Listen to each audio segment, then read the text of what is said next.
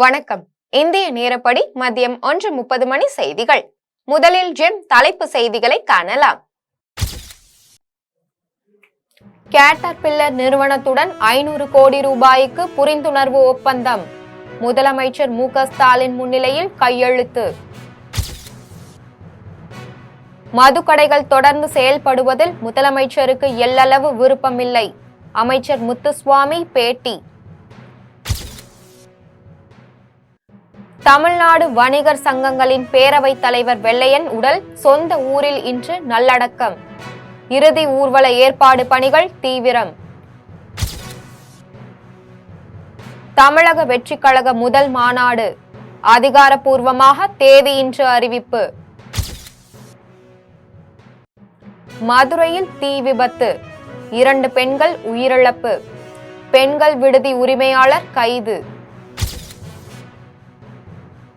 விநாயகர் சிலை ஊர்வலத்தின் போது வன்முறை, கர்நாடகாவில் 144 தடை உத்தரவு. இனி விரிவான செய்திகளை காணலாம். தமிழ்நாட்டில் 500 கோடி ரூபாய் முதலீடு செய்ய கேட்டர்பில்லர் நிறுவனத்துடன் முதலமைச்சர் மு.க. ஸ்டாலின் முன்னிலையில் புரிந்துணர்வு ஒப்பந்தம் செய்யப்பட்டுள்ளது. தமிழ்நாட்டுக்கான முதலீடுகளை பெறுவதற்காக முதலமைச்சர் மு.க. ஸ்டாலின் அமெரிக்காவில் சுற்றுப்பயணம் மேற்கொண்டுள்ளார். அங்கு பல்வேறு நிறுவனங்களுடன் புரிந்துணர்வு ஒப்பந்தங்கள் கையெழுத்தாகியுள்ளன. இந்த நிலையில் தமிழ்நாட்டில் 500 கோடி ரூபாய் முதலீடு செய்ய கேட்டர்பில்லர் நிறுவனத்துடன் புரிந்துணர்வு ஒப்பந்தம் மேற்கொள்ளப்பட்டுள்ளது. இந்த ஒப்பந்தமானது அமெரிக்காவின் சிகாகோ நகரில் முதலமைச்சர் மு.க. ஸ்டாலின் முன்னிலையில் கையெழுத்தானது. இது தொடர்பாக செய்தி மக்கள் தொடர்புத்துறை இயக்குனர் வெளியிட்டுள்ள அறிவிப்பில், தமிழ்நாடு முதலமைச்சர் முன்னிலையில் கேட்டர்பில்லர் நிறுவனத்திற்கும் தமிழ்நாடு அரசிற்கும் இடையே 500 கோடி ரூபாய் முதலீட்டில் திருவள்ளூர் மற்றும் கிருஷ்ணகிரி மாவட்டங்களில் தற்போதுள்ள கட்டுமான கருவிகள் உற்பத்தி நிலையங்களை விரிவுபடுத்துவதற்கான புரிந்துணர்வு ஒப்பந்தம் மேற்கொள்ளப்பட்டது என தெரிவிக்கப்பட்டுள்ளது. மதுக்கடைகள் தொடர்ந்து செயல்படுவதில் முதலமைச்சருக்கு எல்லளவும் விருப்பம் இல்லை என்று அமைச்சர் முத்துசுவாமி தெரிவித்துள்ளார். இது தொடர்பாக செய்தியாளர்களுக்கு பேட்டியளித்த அவர், மது பழக்கத்தில் இருந்து மக்களை வெளியே கொண்டு வர நடவடிக்கை எடுக்கப்படும் என்றும், மதுக்கடைகள் தொடர்ந்து செயல்படுவதில் முதல்வருக்கு எல்லளவும் விருப்பம் இல்லை என்ற அவர், மதுக்கடைகளை மூடுவதே முதலமைச்சரின் விருப்பம் என்றார். தொடர்ந்து பேசிய அவர், திமுக அரசை எதிர்த்து விசிக மாநாடு நடத்தவில்லை என்றும், விசிக மாநாட்டில் அதிமுக பங்கேற்கலாம் என பொதுவான அழைப்பை தான் திருமாவளவன் விடுத்துள்ளதாக அமைச்சர் கூறினார். தமிழக வெற்றிக் கழக முதல் மாநாடு நடத்தப்படும் தேதியை அக்கட்சியின் தலைவர் விஜய் இன்று அதிகாரப்பூர்வமாக அறிவிக்க உள்ளார். தமிழக வெற்றிக் கழகம் கட்சியை தொடங்கிய நடிகர் விஜய் தற்போது அக்கட்சியின் முதல் மாநாடு நடத்துவதற்கு ஆயத்தமாகி வருகிறார். விழுப்புரம் மாவட்டம் விக்கிரவாண்டி அடுத்த வி சாலையில் மாநாடு நடத்துவதற்காக 85 ஏக்கர் நிலத்தை அக்கட்சியினர் தேர்வு செய்துள்ளனர். இங்கு வரும் 23ஆம் தேதி மாநாட்டை நடத்த விஜய் முடிவு செய்துள்ளார். மேலும் தமிழக வெற்றி கழகத்தின் மாநாட்டுக்கு நிபந்தனைகளுடன் போலீசார் தரப்பில் அனுமதி வழங்கப்பட்டது. இந்நிலையில் செப்டம்பர் 23 குறுகிய காலமாக இருப்பதால் மாநாட்டை உரிய நேரத்தில் நடத்த முடியுமா என்னும் காரணத்திற்காக மாநாடு நடத்தப்படும் தேதியில் மாற்றம் ஏற்படலாம் என தெரிவிக்கப்பட்டது. இதையடுத்து மாநாடு நடைபெறும் தேதியை விஜய் இன்று அதிகாரப்பூர்வமாக அறிவிக்க உள்ளார். சென்னை ஐஐடி வளாகத்தில் உள்ள பள்ளிகளுக்கு தனியார் வாகனங்களுக்கும் விதிக்கப்பட்ட தடையை கண்டித்து மாணவர்களின் பெற்றோர்கள் போராட்டத்தில் ஈடுபட்டனர். சென்னை ஐஐடி வளாகத்திற்குள் தனியார் உள்ளிட்ட 3 பள்ளிகள் செயல்பட்டு வருகின்றன. இந்த பள்ளிகளுக்கு மாணவர்களை விட செல்லும் பெற்றோர்களுக்கு பல்வேறு கட்டுப்பாடுகள் விதிக்கப்படுகின்றன. புதிய கட்டுப்பாடுகளை எதிர்த்து ஐஐடியின் வேளச்சேரி நுழைவு வாயில் முன்பு பெற்றோர்கள் போராட்டத்தில் ஈடுபட்டனர். 6ஆம் வகுப்பு மேல் பயிலும் மாணவர்களை விடுவதற்கோ அழைத்து செல்வதற்கோ பெற்றோர் வரக்கூடாது என்று கட்டுப்பாடுகளை ஏற்க முடியாது எனவும், மாணவர்களை அழைத்து வரும் பெற்றோர் 20 கிலோமீட்டர் வேகத்திற்கு மேல் வாகனங்களை இயக்கினால் 10,000 ரூபாய் அபராதம் விதிக்கப்படும் என்ற புதிய விதிகளுக்கு எதிர்ப்பு தெரிவித்து பெற்றோர்கள் போராட்டத்தில் ஈடுபட்டனர். ஒரு ஐஐடி ரெசிடென்ட்டை உள்ள டிராப் பண்ண வந்தப்ப ஒரு மானை ஹிட் பண்ணிருச்சான். அப்போ வண்டியோட ரெஸ்ட்ரிக்ட் பண்ணணும் அப்படின்னு சொல்லிட்டு ரூலை கொண்டு வந்துட்டு பேரண்ட்ஸை ரெஸ்ட்ரிக்ட் பண்ணிட்டாங்க. இந்த ரெஸ்ட்ரிக்ஷன் பேரண்ட்ஸுக்கு மட்டும்தான்.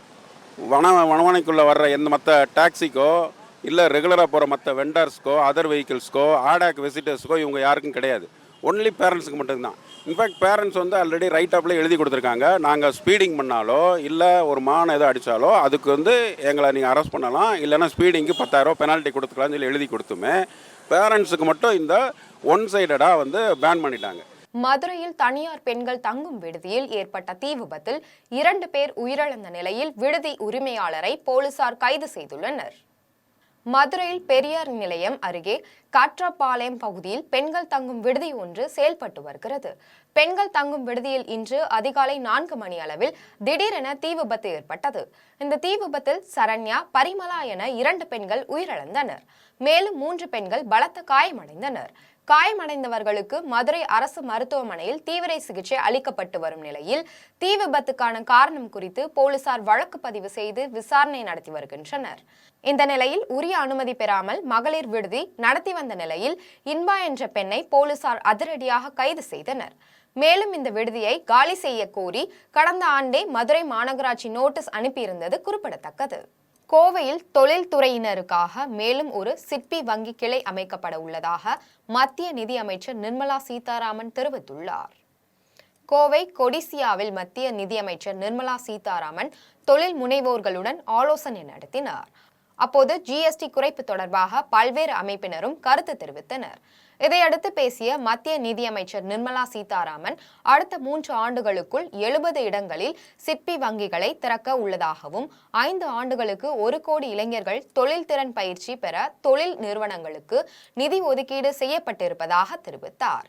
மேலும் பேசிய அவர் தமிழகத்தில் மித்ரா பூங்கா விருதுநகரில் தொடங்கப்பட்டிருக்கிறது என்றும் 2028ற்குள் இந்த பூங்கா மூலம் 1 லட்சம் வேலைவாய்ப்பு கிடைக்கும் என்று கூறினார். அது என்ன, ஒவ்வொரு எம்எஸ்எம்இ கிளஸ்டர்லையும் நீங்கள் இருக்கணும். ஏன்னா your small industry development bank. நீங்கள் இல்லாமல் வேற எங்கேயோ இருந்துட்டு இருந்தா இல்லைங்க, அவ்வளோ மேன்பவர் நம்மக்கிட்ட இல்லை.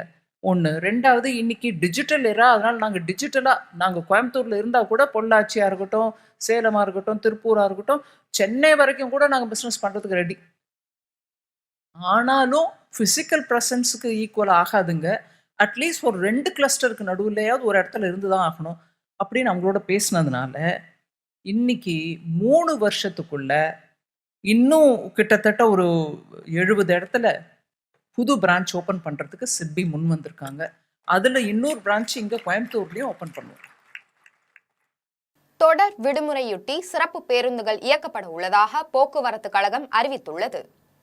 வார விடுமுறை, முகூர்த்த தினம் மற்றும் மிலாடி நபி விடுமுறையொட்டி சென்னையில் இருந்து பல்வேறு பகுதிகளுக்கு சிறப்பு பேருந்துகள் இயக்கப்பட உள்ளது.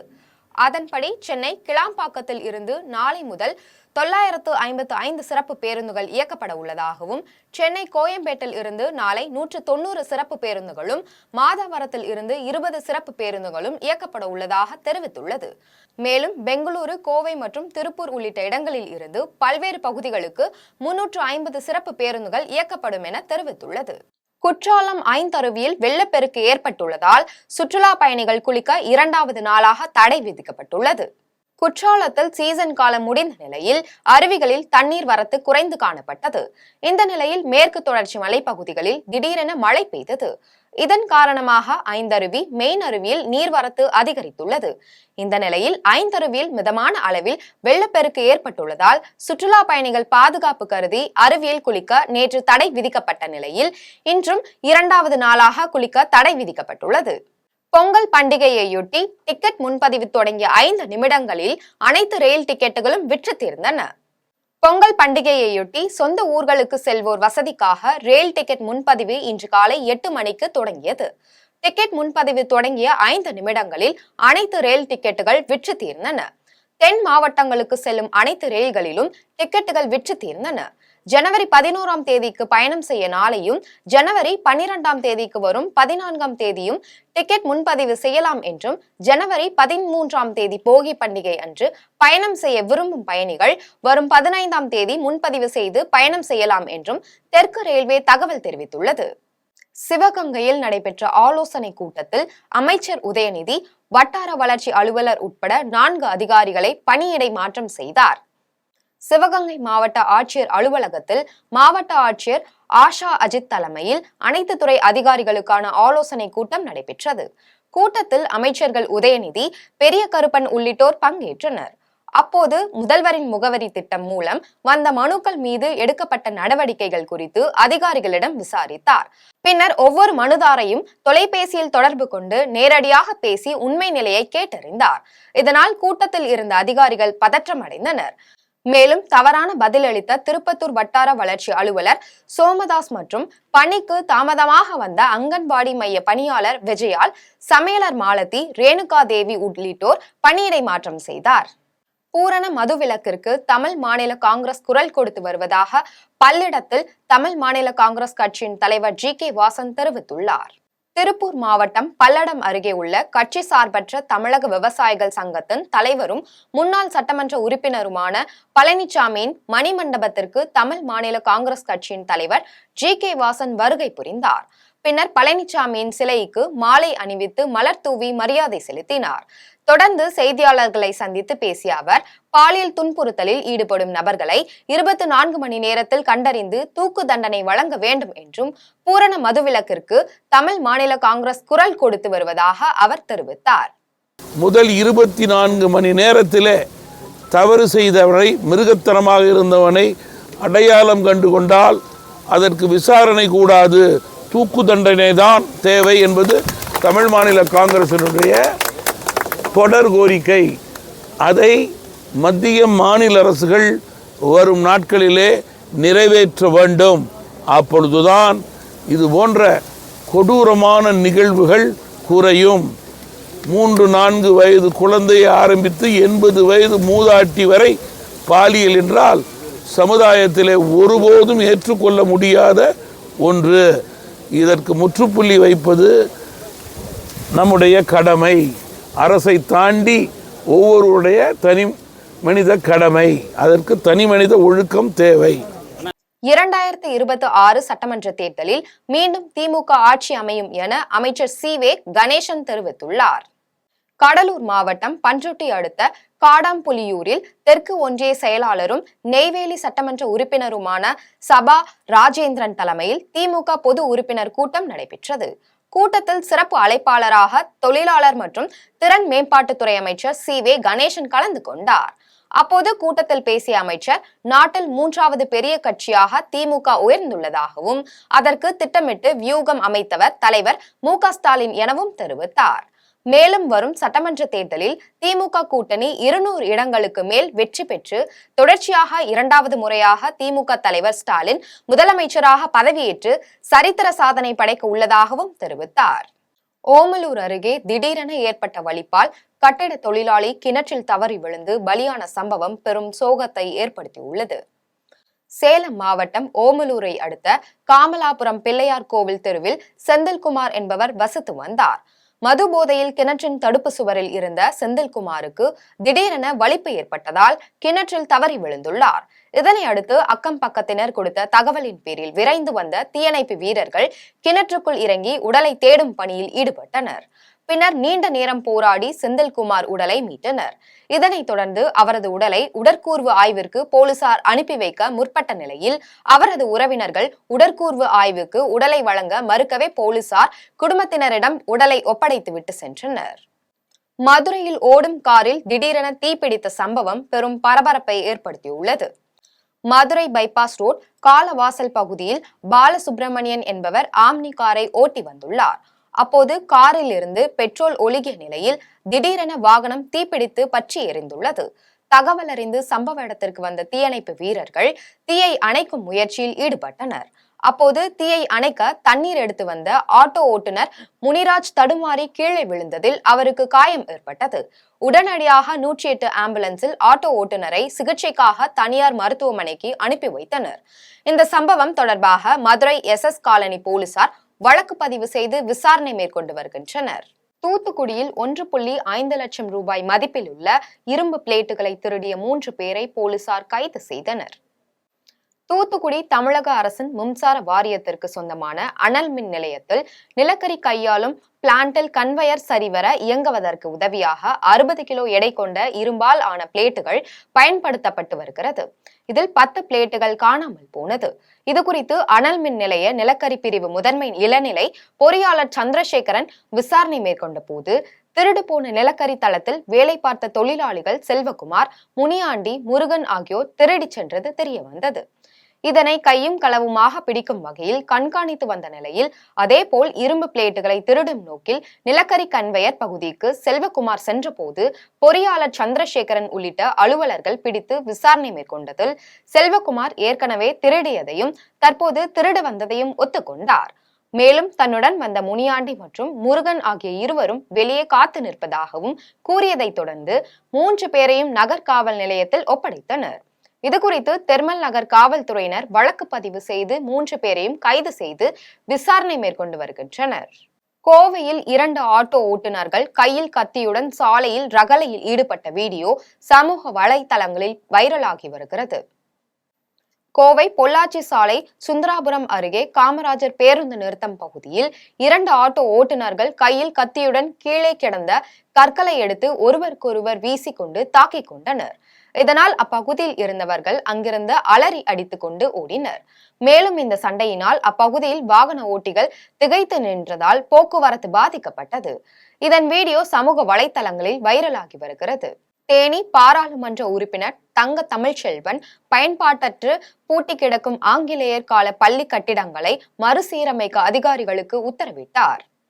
தேனி மாவட்டம் பெரியகுளம் வடகரை பகுதியில் உள்ள விக்டோரியா அரசு ஆண்கள் மேல்நிலைப் பள்ளியில் 11ஆம் வகுப்பு படிக்கும் 206 மாணவர்களுக்கு மிதிவண்டி வழங்கும் நிகழ்ச்சி நடைபெற்றது. நிகழ்ச்சியில் தேனி பாராளுமன்ற உறுப்பினர் தங்க தமிழ்ச்செல்வன் பங்கேற்று மாணவர்களுக்கு மிதிவண்டியை வழங்கினார். தொடர்ந்து ஆங்கிலேயர் காலத்தில் கட்டப்பட்ட பள்ளி கட்டிடங்கள் பயன்படுத்த முடியாத நிலையில் சிதலமடைந்து இருப்பதை பார்த்த பாராளுமன்ற உறுப்பினர் உடனடியாக பொதுப்பணித்துறை அதிகாரிகளுக்கு தொடர்பு கொண்டு பள்ளி கட்டிடங்களை மறுசீரமைக்க நடவடிக்கை எடுக்க வேண்டும் என உத்தரவிட்டார்.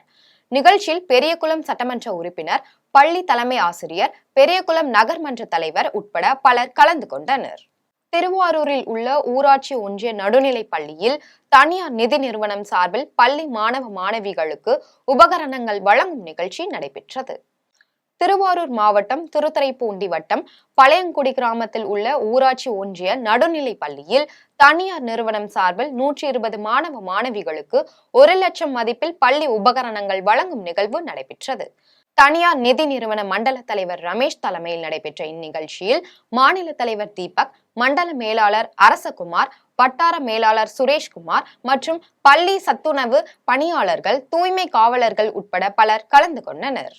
4 அணிகளாக உள்ள அதிமுக ஒன்றிணைந்தால் 2026 தேர்தலில் அதிமுக தான் நிச்சயம் வெல்லும் என அதிமுக ஒருங்கிணைப்பு குழு புகழேந்தி தெரிவித்துள்ளார். மதுரை நேதாஜி ரோடு பகுதியில் அமைந்துள்ள தனியார் தங்கும் விடுதியில் அதிமுக ஒருங்கிணைப்பு குழு புகழேந்தி செய்தியாளர்களை சந்தித்தார். அப்பொழுது கழக ஒருங்கிணைப்பு குழு ஆரம்பித்து மதுரையில் முக்கிய நிர்வாகிகளை சந்தித்து பேசி வருவதாகவும் 4 அணிகளாக உள்ள அதிமுக ஒன்றிணைந்தால் 2026 தேர்தலில் அதிமுக தான் நிச்சயம் வெல்லும் எனவும் அதில் எந்த ஒரு மாற்றமும் இல்லை எனவும் தெரிவித்தார்.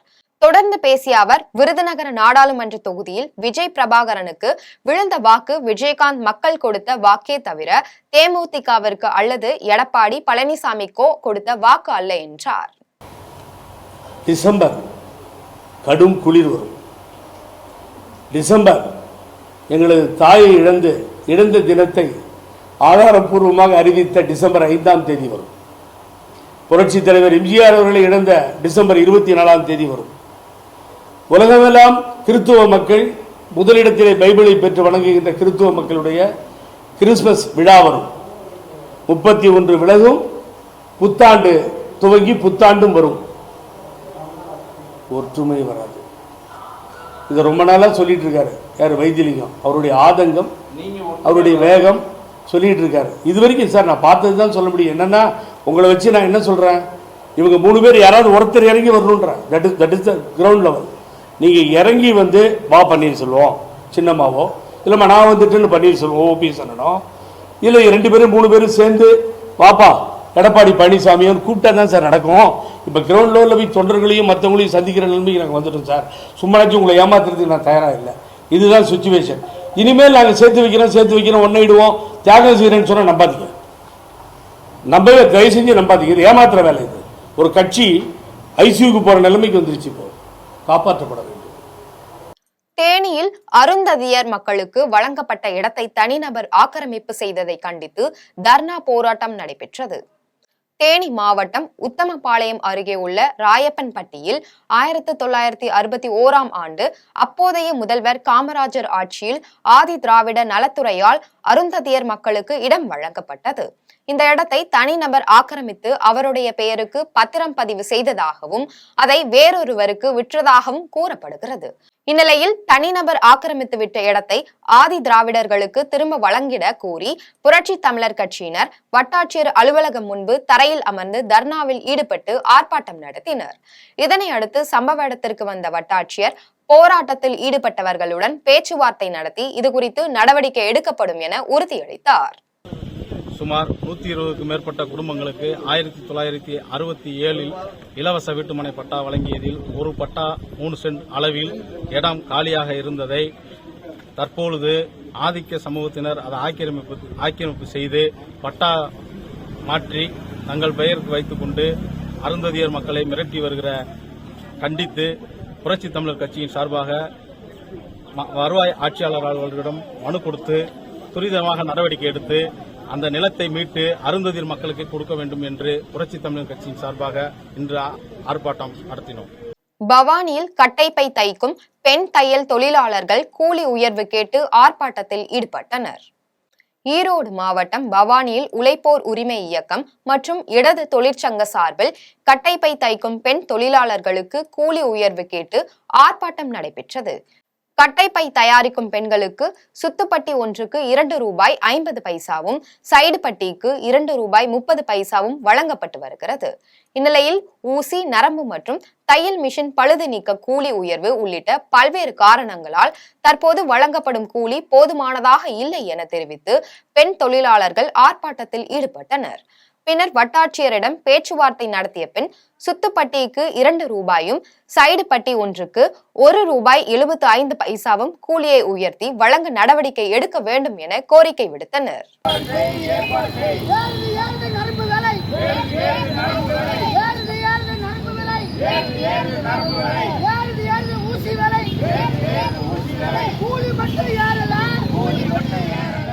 தமிழகத்தின் பல்வேறு பகுதிகளில் நடைபெற்ற நிகழ்வுகளை சிறிய தொகுப்பாக காணலாம். காஞ்சிபுரம் தெற்கு மாவட்டம் உத்திரமேரூர் ஒன்றிய நகர கழகத்தின் சார்பில் திமுக முப்பெரும் விழா திமுக ஆக்கப்பணிகள் குறித்த பொது உறுப்பினர்களுக்கான கலந்தாய்வு கூட்டம் தனியார் திருமண மண்டபத்தில் நடைபெற்றது. கூட்டத்திற்கு அவைத்தலைவர் ரமேஷ் தலைமை தாங்கினார். இதில் தெற்கு மாவட்ட செயலாளர் சுந்தர், காஞ்சிபுரம் எம்பி செல்வன் ஆகியோர் கலந்து கொண்டு சிறப்புரையாற்றினர். இதில் ஒன்றிய செயலாளர்கள் ஞானசேகரன், குமார், உத்திரமேரூர் பேரூராட்சி மன்ற தலைவர் சசிகுமார் உள்ளிட்டோர் கலந்து கொண்டனர். சேலம் மாவட்டம் ஏற்காட்டில் தொடர்ச்சியாக மழை பெய்து வருகிறது. இதன் காரணமாக ஏற்காடு 60 அடி பாலம் அருகில் ராட்சச மரம் ஒன்று முதலில் சாலையின் குறுக்கே அடியோடு சாய்ந்தது. தொடர்ந்து அருகில் இருந்த 2 மரங்களும் விழுந்ததால் போக்குவரத்து முற்றிலும் துண்டிக்கப்பட்டது. இதனால் சுற்றுலா பயணிகளின் வாகனங்கள், உள்ளூர் வாசிகளின் வாகனங்கள் மலைப்பாதையில் செல்ல முடியாமல் அணிவகுத்து நின்றன. இதுகுறித்து தகவல் அறிந்து வந்த நெடுஞ்சாலைத்துறை அதிகாரிகள் மரங்களை அகற்றினர். கன்னியாகுமரி மாவட்டம் நாகர்கோவிலில் உள்ள மாவட்ட ஆட்சியர் அலுவலக வருவாய் கூட்டரங்கில் மாவட்ட வளர்ச்சி மற்றும் ஒருங்கிணைப்பு கண்காணிப்பு குழு கூட்டம் பாராளுமன்ற உறுப்பினர் விஜயவசந்த் தலைமையில் மாவட்ட ஆட்சியர் அழகுமீனா முன்னிலையில் நடைபெற்றது. கூட்டத்தில் மாவட்டத்தின் வளர்ச்சி குறித்தும் நடைபெற்று வரும் வளர்ச்சி பணிகள் மற்றும் தொடங்க இருக்கின்ற வளர்ச்சி பணிகள் குறித்து ஆய்வு கூட்டம் நடைபெற்றது. இதில் எம்எல்ஏக்கள் பிரின்ஸ், ராஜேஷ்குமார், நாகர்கோவில் மாநகர மேயர் மகேஷ், திட்ட அலுவலர் பாபு உள்ளிட்ட அதிகாரிகள் கலந்து கொண்டனர். தேனி பழைய பேருந்து நிலையத்தில் உள்ள தியாகி இமானுவேல் சேகரன் புகைப்படத்திற்கு தமிழக மக்கள் முன்னேற்ற கழகத்தினர் மாலை அணிவித்து வீர வணக்கம் என்ற கோஷங்களை எழுப்பி அஞ்சலி செலுத்தினர். தொடர்ந்து திமுக நாடாளுமன்ற உறுப்பினர் தங்க தமிழ்ச்செல்வன் உள்ளிட்ட திமுக நிர்வாகிகள் அவரது புகைப்படத்திற்கு மலர் தூவி மரியாதை செலுத்தினர். தேனி மாவட்டத்திலே மிக பெரும்பான்மையாக தேவேந்திர குல வேளாளர் சமுதாயத்தை சேர்ந்தவர்கள் வசித்து வருகின்றோம்.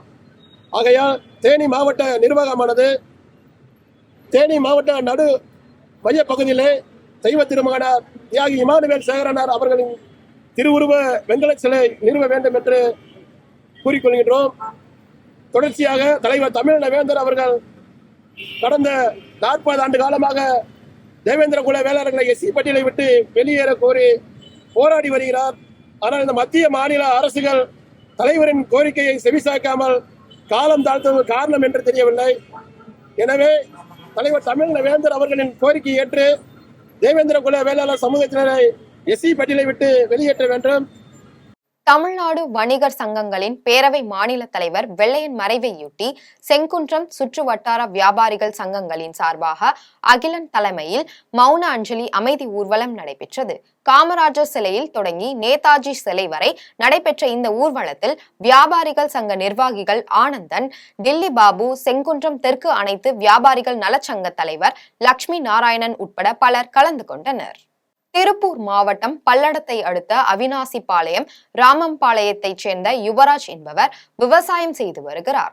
இவரது தோட்டத்தில் கால்நடைகளையும் வளர்த்து வருகிறார். இந்நிலையில் இவரது தோட்டத்திற்குள் புகுந்து 5 நாய்கள் கடித்து குதறியதில் 6 மாத கன்றுக்குட்டி ஒன்று பரிதாபமாக உயிரிழந்தது. நாய்கள் கட்டுப்படுத்த நடவடிக்கை எடுக்க வேண்டும் என விவசாயிகள் கோரிக்கை விடுத்துள்ளனர். இனி வருவது தங்கம், வெள்ளி விலை மற்றும் பங்குச்சந்தை நிலவரம்.